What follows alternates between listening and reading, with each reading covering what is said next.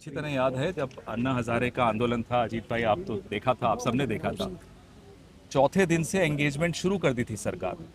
सरकारें अगर प्रोटेस्ट की भाषा को दुश्मनी की भाषा मान लेते हैं तो फिर वो लोकतंत्र के लिए बहुत बड़े खतरे की घंटी है। हमने अभी सोनम साहब से भी आकर यही बोला कि साहब अपनी जान जोखिम में मत डालिए। ये ऐसी सरकारें नहीं हैं जो प्रोटेस्ट की भाषा को समझें और रिस्पेक्ट करें, एंगेज करें। एंगेज करना तो दूर हो, तो पूरा ट्रोल करके बैठे हुए। तो ऐसे में प्रोटेस्ट की भाषा क्या होनी चाहिए, ये हम सबको सोचना चाहिए। पवन जी, ये बताइए, 20 तारीख को इनका कॉल है संसद मार्च। कई अपोजिशन लीडर्स यहाँ आ चुके हैं। कांग्रेस को आने में थोड़ी देर हुई, अनशन के 20वें दिन आप आए।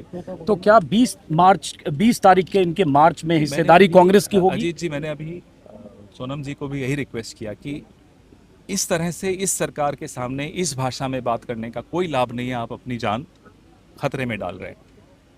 संघर्ष चल रहा है, हम लोग लगातार, छात्रों की गूंज, हमारा एक कैंपेन भी चल रहा है। एक सेकंड हमारा कैंपेन चल रहा है, कोटा में भी हुआ। पूरी पार्टी हमारी सड़क पर इस मुद्दे को उठाकर चल रही है। तो जाहिर सी बात है कि हमें चिंता है सोनम जी की हेल्थ लेकर, और ये बच्चे जो यहाँ हैं, ये नेहा और बाकी साथी हमारे, इन सब की हेल्थ को लेकर। एक सीधा सवाल है कि आप सोनम जी से ये अपील करने आए थे कि अनशन खत्म करें जैसा केसी वेणुगोपाल और बाकी लोग कर रहे हैं, या फिर ये भी समर्थन देने आए थे कि अगर 20 तारीख को मार्च होगा तो हम भी उसमें हिस्सा लेंगे? मैं वही बात पार्टी की तरफ से भी कहने आया हूं कि साहब अपनी जान खतरे में मत डालिए। आपकी जान की कीमत है, और इस ऐसी असंवेदनशील सरकार के सामने यह भाषा उनको नहीं समझ में आती उस सरकार। सर, छात्रों की गूंज के साथ आप लोग प्रोटेस्ट कर रहे हैं। देहरादून में आज आप लोगों का प्रोटेस्ट है भी, तो क्या आपका प्रोटेस्ट और सीजेपी का ये प्रोटेस्ट है, ये यूनिफाइड स्ट्रगल भी हो सकता है क्या? सबके अलग रास्ते होते हैं। हम भी अपना स्ट्रगल, हमने बहुत 1.5-2 महीने से स्ट्रगल, उससे भी ज्यादा से एक तरह से कर रहे हैं, तो वो चल रहा है स्ट्रगल।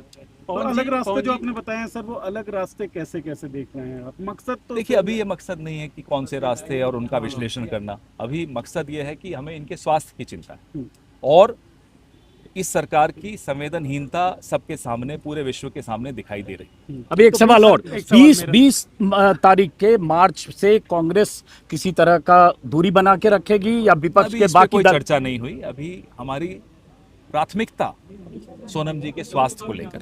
सर, सहयोग कैसे कांग्रेस पार्टी सदन में या बाहर किस तरह से इस मूवमेंट को, या सोनम कल जी को हमारी कैसे सहयोग कांग्रेस पार्लियामेंट्री पार्टी की बैठक भी हुई थी। विपक्ष के तमाम लोग भी यही मुद्दे को बहुत मजबूती से संसद में उठाएंगे।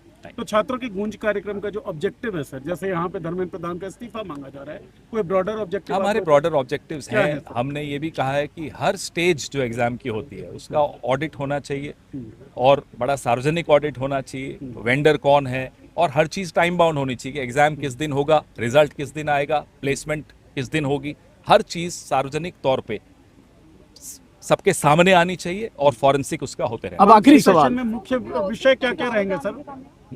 मानसून सेशन में डिबेट के मुख्य मुद्दे क्या क्या रहने वाले? वो तो कल हमने प्रेस में बताया भी था। अब आखिरी सवाल पवन जी, आखिरी सवाल, 20 तारीख को जो मानसून सत्र शुरू हो रहा है, जिस दिन ये लोग मार्च निकालेंगे, पता नहीं कितने विपक्ष के सांसद नेता शामिल हों, कांग्रेस शायद उसमें शामिल नहीं होगी, आपकी बातों से लग रहा है, लेकिन क्या मानसून सत्र में सोनम वांगचुक के अनशन पर सरकार को घेरने के लिए? मुद्दा एक महत्वपूर्ण मुद्दा है।